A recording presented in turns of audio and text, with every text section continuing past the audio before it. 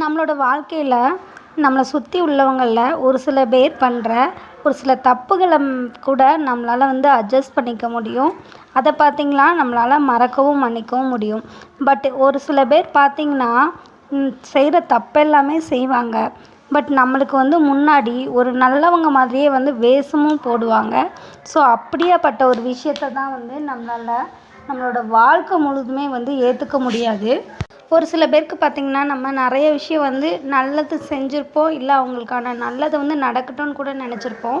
But அதை எல்லாமே மறந்துட்டு நம்மளை பற்றியே நம்மளை மற்றவங்க கிட்ட தப்பாக பேசுகிறவங்களும் குறை சொல்கிறவங்களும் இந்த உலகத்தில் இன்னும் வாழ்ந்துட்டுருக்காங்க அப்படின்றதான் மறுக்க முடியாத உண்மை.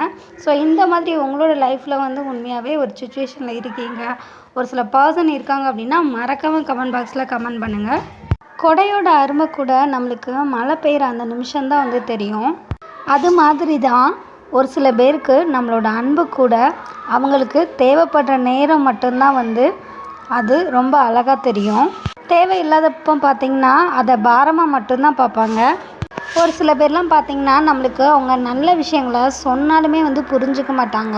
அவங்க என்ன நினைக்கிறாங்களோ அதை மட்டும்தான் பண்ணிகிட்ருப்பாங்க. ஸோ அப்படியேப்பட்டவங்க கிட்ட நீ தப்பான பாதையில் போயிட்டுருக்க அப்படின்னு சொல்லி திருத்தலாம் ட்ரை பண்ணாதீங்க. அது நடக்காத ஒரு விஷயம். அது மட்டும் இல்லாமல் அப்படிப்பட்டவங்கள நம்ம எந்த லிமிட்லேயே வச்சுக்கணும், இல்லை இந்த மாதிரி இடத்துல நம்ம அவாய்ட் பண்ணிடணும். ஸோ இதுக்கப்புறம் அவங்களோட ரிலேஷன்ஷிப் வேண்டாம் அப்படின்ற மாதிரிலாம் நம்ம நினச்சோம் அப்படின்னாலும் அந்த மாதிரி நடந்துக்க முடியாது. அதுக்கு பதிலாக நீங்கள் அவங்கக்கிட்ட இருந்து எந்த தூரத்தில் இருக்கணுமோ, எப்படி இருக்கணுமோ அந்த மாதிரி இருந்துருங்க. அதுதான் உங்களுக்கு நல்லது. அதை விட்டுட்டு அவங்க ஏன் இப்படி பண்ணிகிட்ருக்காங்க அப்படின்னு நம்ம யோசிக்க ஆரம்பித்தோம் அப்படின்னா கண்டிப்பாக நம்மளோட நிம்மதிங்கிறது கெட்டு போயிடும். நம்மளுக்கு இருக்கிற 1008 பிரச்சனையில் மற்றவங்க பிரச்சனை நம்மளுக்கு எதுக்கு அப்படின்னு நினச்சி உங்களோட வேலை என்னவோ அதை பார்த்துட்டு நீங்கள் விலகிறது தான் உங்களுக்கு நல்லது. அதே மாதிரியே யார் மேலேயுமே பார்த்திங்கன்னா நம்ம அளவுக்கு மீறி அன்பை காட்டவே கூடாது. அளவுக்கு மீறி உங்கள் அன்பை காட்டும்போது என்னாகும் அப்படின்னா அந்த ஒரு ரிலேஷன்ஷிப் பார்த்திங்கன்னா ரொம்ப நாள் கண்டினியூ ஆகாது அப்படின்றது தான் ஒரு மறுக்க முடியாத உண்மை. உண்மையாகவே இந்த மாதிரி ஒரு விஷயத்த யாருமே லைஃப்பில் ஃபீல் பண்ணலை அப்படின்னு சொல்லவே முடியாது. கண்டிப்பாக ஃபீல் பண்ணியிருப்போம். அப்படியான ஃபீலிங்ஸ் உங்களுக்கு இருந்துச்சு அப்படின்னா மறக்காமல் கமெண்ட் பாக்ஸில் கமெண்ட் பண்ணுங்கள்.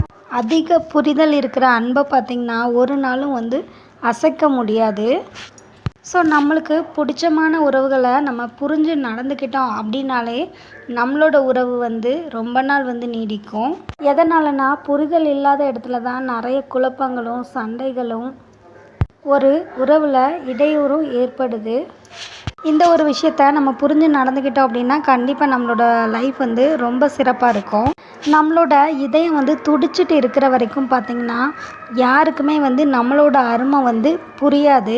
பட் நம்மளோட இதயம் என்னைக்கு அதோட துடிப்பை நிறுத்துதோ அந்த இடத்துல தான் உண்மையாகவே நம்மளை நேசிக்கிற உறவுகளுக்கு அவங்களோட இதயம் அதிகமாக துடிக்கும் அப்படின்றது தான் நிதர்சனமான உண்மை.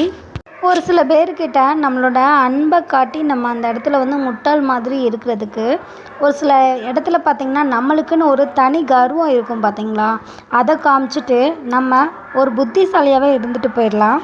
எல்லாருக்குமே உண்மையாக மட்டும் இருந்து வேஷம் போட தெரியாமல் மற்றவங்க கிட்ட நடிக்க தெரியாத ஒரு சில பேர் தான் அதிக அளவு காயத்தையும் கஷ்டத்தையும் ஃபேஸ் பண்ணிகிட்டு இருக்கோம். எதிரி உங்களுக்கு அளவுக்கு அதிகமாக இருந்தால் தான் நீங்கள் வீரனாக முடியும்.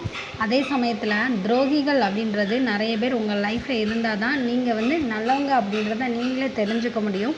ஸோ துரோகிகள் அதிக அளவில் உங்கள் லைஃப் இருக்காங்க அப்படின்னு நினச்சி கஷ்டப்படாதீங்க.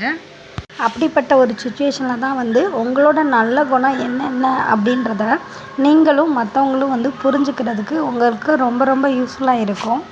ஒரு பணக்காரன் ஒரு ஏழையை பார்க்கும்போது பார்த்திங்கன்னா ரொம்ப ஏளனமாக மட்டும்தான் பார்ப்பான்.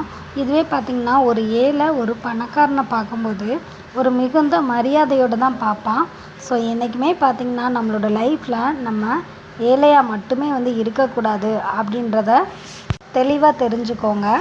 பணம் இருக்கிற இடத்துல பார்த்திங்கன்னா குணம் அப்படின்றது இருக்காது.